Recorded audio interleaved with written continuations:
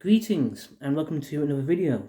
Today is Good Friday, otherwise known as Friday 18th of April 2025, and I've got a folklore article to read to you this afternoon, and it's from this book here, Shropshire, published by Shropshire County Council. Details about what I'm going to be talking about in this video will be in the description box below this video, and I would recommend people check that out. If it happens you're in a position to get your own copy of this book, I would suggest you do so. It's a really good book full of really interesting articles going on. I got a copy of this book from a charity shop in Shrewsbury a few weeks ago. It might be a good idea to also contact Shropshire County Council, check out their archives to see if they've got any copies of this book going on. Just check it out, see how it goes. The article in question is The Legend of Mitchell's Fold, and it's written by Jean Hughes, journalist and author of the Shropshire Folklore, Ghosts and Witchcraft. Yeah, Jean Hughes, journalist and author.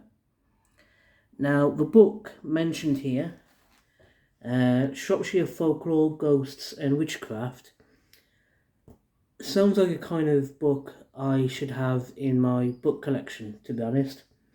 If I've not already got this book, then I will have to find out how to get my own copy, but I'll worry about that another time. We've got two photos attached to this article. This first photo here is of Mitchell's Field at Stapley Hill, and this second photo is the Devil's Chair at the Stones.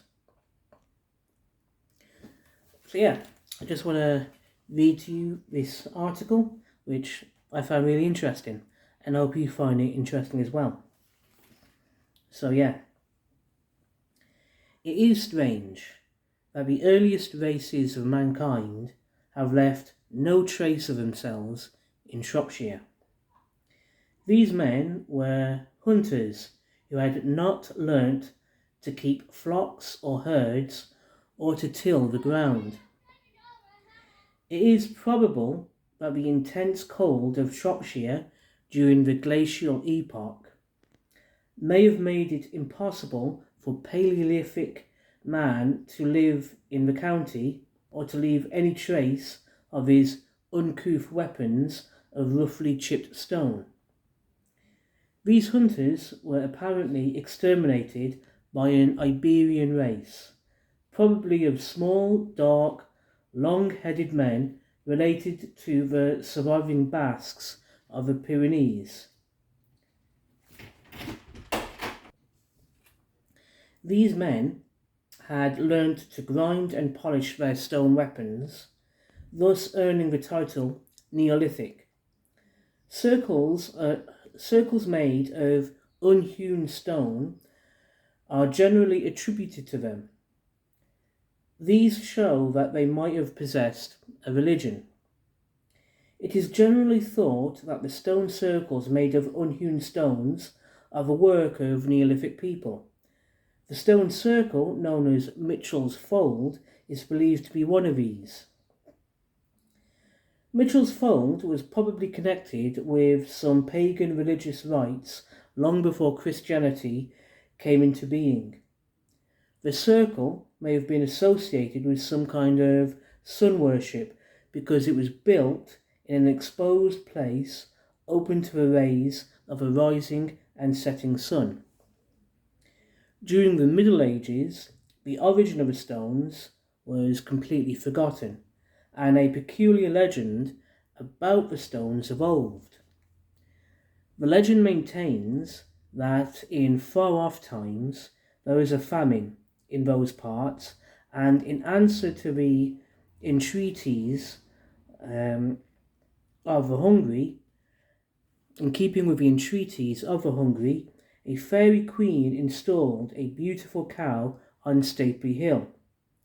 The animal produced enough milk to satisfy everybody, and it was stipulated that the supply would continue provided that nobody brought more than one vessel at a time to be filled. Unfortunately, the local witch, who was called Mitchell, decided to put a stop to the Fairy Queen's little game. She went to the scene at dead of night and began to milk the cow into a pail with a sieve at the bottom. This went on for a long time and puzzled the cow because the pail never became full. Presently, a storm came up and a flash of lightning enabled the animal to see the wasted milk lying all about her on the ground. She then gave a terrific lunge with her back feet, caught the witch amidships and sent her head over heels.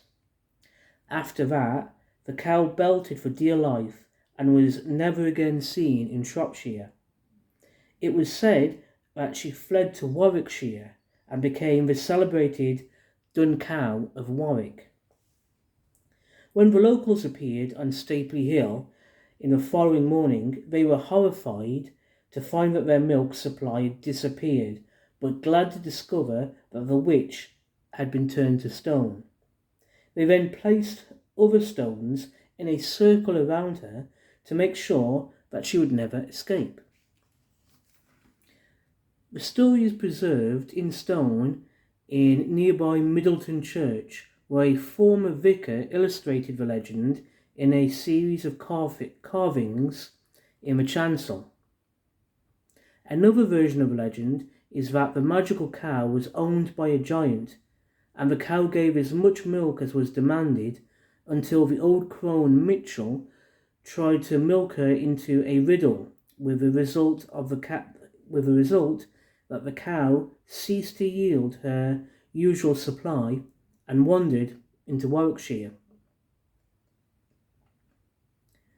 Charlotte Byrne, the 19th century Shropshire folklorist, described the cow as a fairy cow who was beautifully white. She said that the witch Mitchell was a bad old woman who did a great deal of harm and had a spite against everybody. The old woman milked the cow dry, and the cow was never the same again. It was said to have run off to Warwick, like a crazy thing, and turned into the wild dun cow that Guy, Earl of Warwick, killed. Miss Byrne added that the witch was then turned into stone, and the place became known as Mitchell's Fold. However, despite the legend, Miss Byrne pointed out that fold in Shropshire meant a farmyard. In that case, Mitchell might have been the name of the owner of the wondrous cow, and Mitchell's Fold the farmyard in which he milked her. So yeah, that's really interesting, that is. A bit of folklore that I never knew about before now. And yeah, I'm glad I picked up this book, and because of this book, yeah, it's got so much really good information in. Various good articles about the history of Shropshire and the folklore of Shropshire. So yeah, definitely a good purchase. Like I say, I'm going to put some information about what we've just read in the description box below this video, so by all means check it out. And I want to say thank you to everyone who's taken the time to watch this video.